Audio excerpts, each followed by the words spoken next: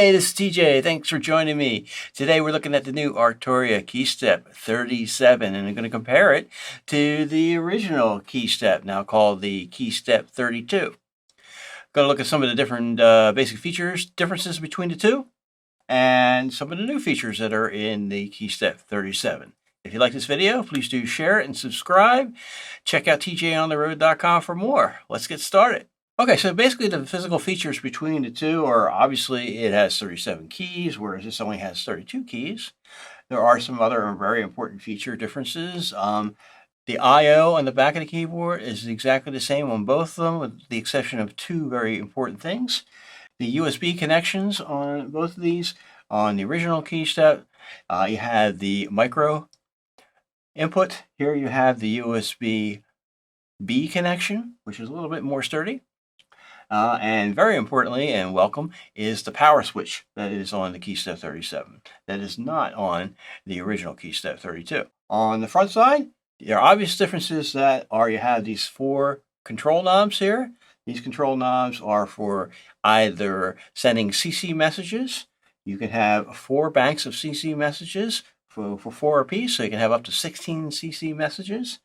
And also you can use them for some of the new chord functions that are available in the Keystep 37. So very, very cool.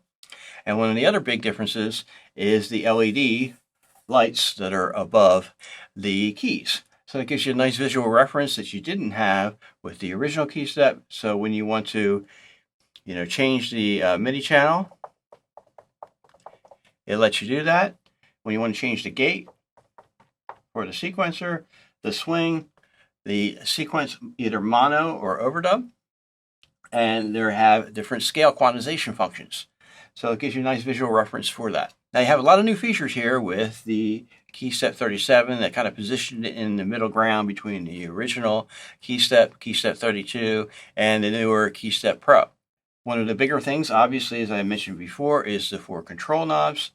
Okay, you can access these by holding the shift button and hitting this chord button here. And that lets you see the different banks. Bank 1, Bank 2, you see it changes color. So you can have up to 16 CC messages that you can send to your different hardware and software. And then there's also this chord function. Okay, chord is really, really great. It allows you to do different things in different settings. You can turn it on by just hitting the chord button. And when it's all the way here, it's turned off all the way to the left. And as you go through it, it'll go through different chords. So for example, there's my C. First one's a user chord that you can create. Then there's octaves. A fifth. Sustain. Minor. Minor 7th. Minor 9th. Minor 11th. And then you have some major chords.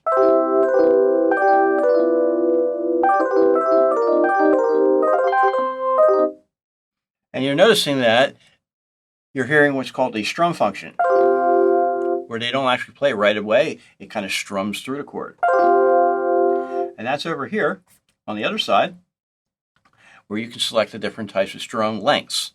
You can do it as a negative amount, so where it goes from the high note to the low note, as it is now.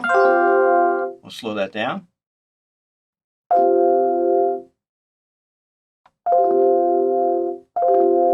Or you can actually quantize that to the beat.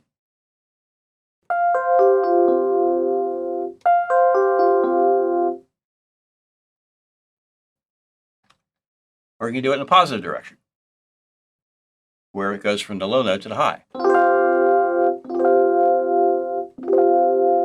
And you can also select the number of notes that are in that chord. So all the way to as down as 2 notes. Okay, all the way up to, you can go as many as 16 notes.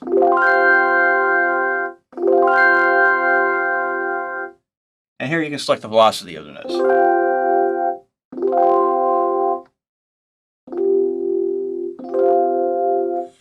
So very, very cool. The other important differences are within the sequencer. In the original Keystep, the Keystep 32, you had a monophonic only sequencer. In the Keystep 37, you have a polyphonic sequencer that can record up to 8 notes, and it has overdub. It works the same though. Just hit record.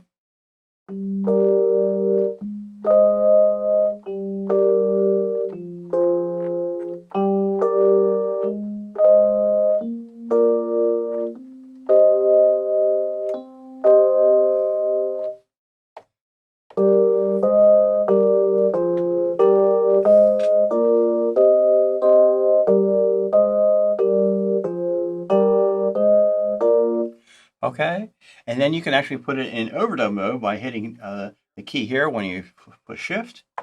So now it's in overdub mode. All right, so when I hit record,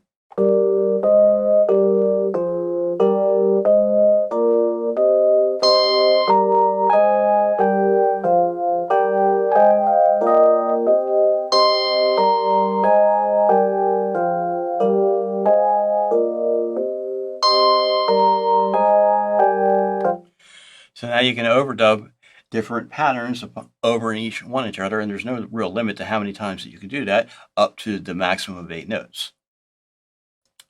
There are some differences with the arpeggiator. In the original Keystep, you had here the option of up times 2 and down times 2. Well, those have been replaced in the new Keystep, the 37, with a walk function and a pattern function. Now, the walk function is kind of fun. It's kind of like a walk through the different sounds in a random way. Generally, it goes up and then rolls back.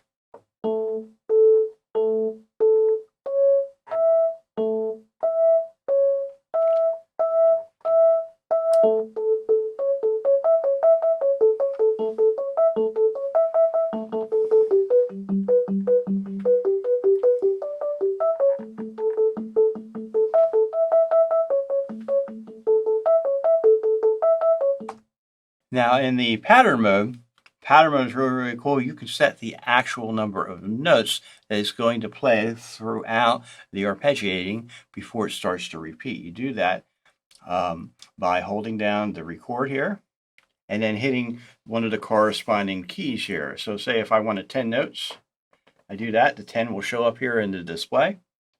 If I wanted more than, say, 16 notes, which is the 16th limit here on the keyboard, I just hit it again. So if I want 20 notes, there's 20, it'll add it up.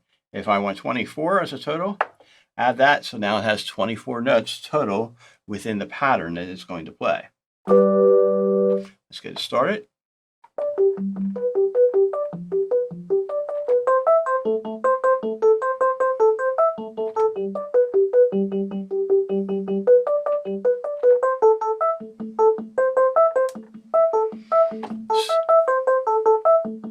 So now it'll play a random pattern of 24 notes depending on what I play, and it'll change each time I play a new chord.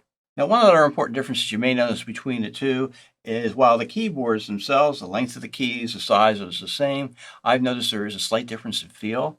The original Keystep has more of a squishy kind of feel, a little springy, and the aftertouch has a little bit more play than the new Keystep. This has a little bit more of a harder feel and a little bit harder to get into the aftertouch.